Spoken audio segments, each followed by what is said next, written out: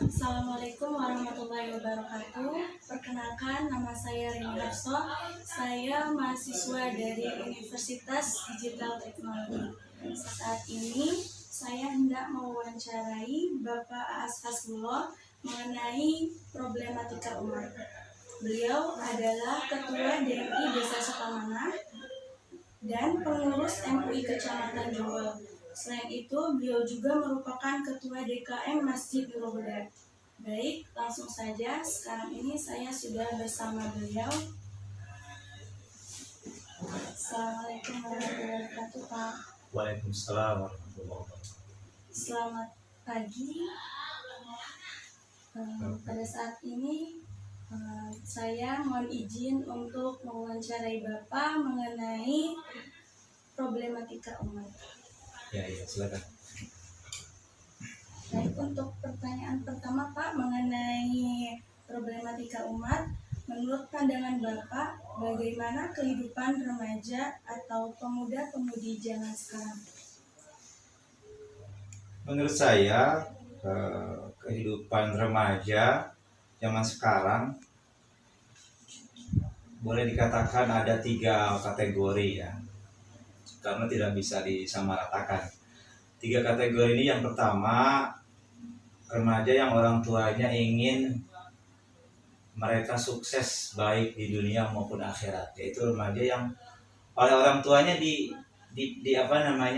dikirim ke pesantren. Mereka mengenyam pendidikan di pondok pesantren, karena di pondok pesantren selain pergaulannya juga terjaga ya, kemudian kegiatannya jelas, lalu sholat 5 waktu juga terjamin.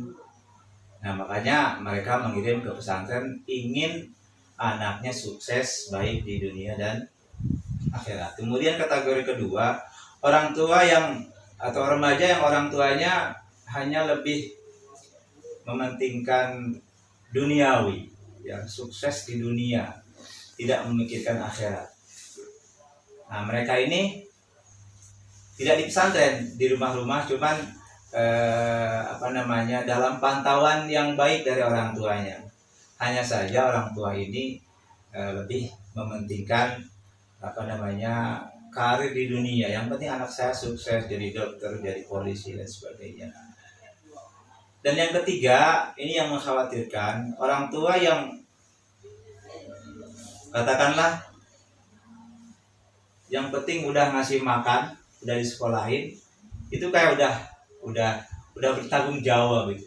Ya, anaknya mau bergaul sama siapa tidak tahu, pulang sekolah main di mana juga tidak tahu.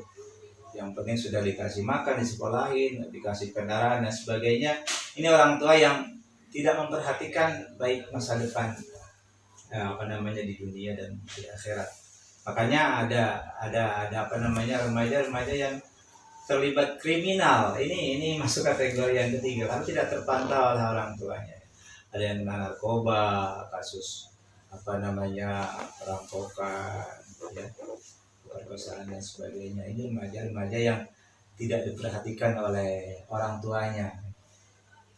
Yaitu, nah, kesimpulannya, remaja ini atau pemuda adalah tanggung jawab orang tua. Ya. Orang tua yang bertanggung jawab apapun yang terjadi kepada remaja, orang tua yang bertanggung jawab, karena ini amanah ya, amanah dari Allah. Katakanlah kalau amanah ini tidak dijaga dengan baik, maka Allah akan marah ya. Misalnya saja ini titip motor di parkiran, itu amanah kan, tukang parkir ya. Kalau motornya rusak atau bahkan hilang, pasti marah sama tukang parkir. Ya sama saja ya, anak itu amanah. Kalau amanah ini tidak dijaga dengan baik, yang punya pasti marah. Seperti itu ya. Untuk pertanyaan kedua Pak, menurut Bapak apa peranan masjid dan musola dalam pembinaan umat? Peranan masjid dan musola untuk zaman sekarang ini memang agak berkurang ya, beda dengan zaman dulu. Pada zaman Rasul, masjid itu menjadi pusat pembinaan umat ya. Tapi untuk zaman sekarang ya, walaupun hampir semua masjid dan musola masih ada kegiatan-kegiatan pengajian, tapi memang perannya sudah agak berkurang karena dibantu oleh majelis taklim, kemudian madrasah. Tapi secara umum masjid masih punya peranan penting dalam pembinaan umat karena di samping untuk ibadah juga masjid bisa jadi tempat pengajian, ya. Kemudian tempat kegiatan-kegiatan keagamaan seperti itu. Itu dia. Pertanyaan ketiga Bapak, seberapa penting peranan orang tua dalam mendidik agama di dalam keluarga dan mengapa Pak? Peranan orang tua justru yang paling penting, yang paling utama. Katakanlah orang tua itu madrasah pertama bagi anak-anak. Jadi sebelum anak-anak ini sekolah, dasar-dasar akhlak, dasar-dasar agama ini harus sudah ditanamkan oleh orang tua, ya. Terutama juga ibu yang sehariannya bersama anak-anak. Nah, jadi peranan orang tua masih sangat penting, yang paling utama, ya. Yang pertama dan yang paling utama dalam membina dan mendidik masalah agama dalam keluarga. Baik, Pak. Pertanyaan selanjutnya, apa pesan Bapak terhadap generasi muda dan orang tua? Untuk generasi muda, ya apapun cita-cita kalian itu tetap harus jadi anak yang patuh pada orang tua, karena walau bagaimanapun orang tua itu yang sudah terutama ibu ya yang mengandung, melahirkan, kemudian bapak juga yang membiayai. Makanya Allah memasukkan kategori dosa besar apabila ada orang atau ada anak yang durhaka kepada orang tuanya.